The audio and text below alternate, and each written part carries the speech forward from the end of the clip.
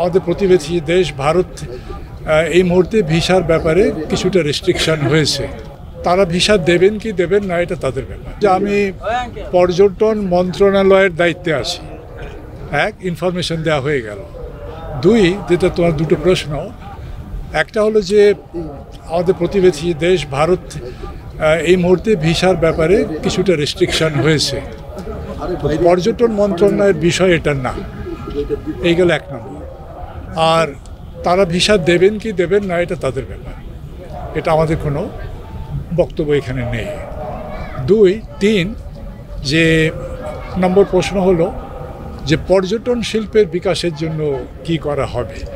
তো সেটার জন্য আমি সকলকে অনুরোধ করব এবং এই প্রশ্নটার জন্য ধন্যবাদ জানাচ্ছি যে তোমরা সবাই যদি আমার মন্ত্রণালয়ে আসো, এই আজকে এখানে যেরকম একটা মাস্টার প্ল্যান উদ্বোধনের জন্য আমাকে আমন্ত্রণ জানানো হয়েছে, his Excellency ambassador kingdom of Saudi Arabia, উনিও সময় ব্যয় করেছেন, তার জন্য আমরা কৃতজ্ঞ।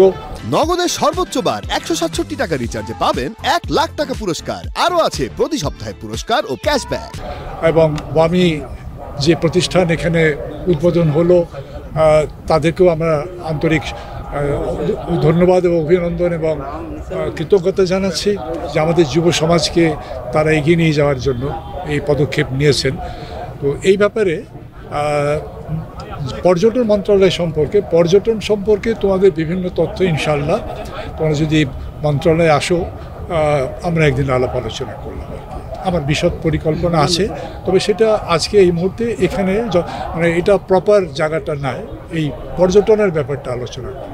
আজকে আমরা যুব সমাজের এই যে কমপ্লেক্স উদ্বোধন হলো, আমাদের যিনি গেস্ট আছেন, আমাদের উদ্বোধনের পক্ষে সঙ্গে যিনি আছেন সেক্রেটারি জেনারেল, যিনি রিয়াদ থেকে আসছেন এই উদ্বোধন করার জন্য। আগামীকাল উনি কক্সবাজারে যাবেন রোহিঙ্গাদের সহায়তা দেওয়ার প্রশ্নে। এই দুটোর মধ্যেই এখন এই আজকের অনুষ্ঠানটা সীমাবদ্ধ। তোমাদের সকলকে ধন্যবাদ।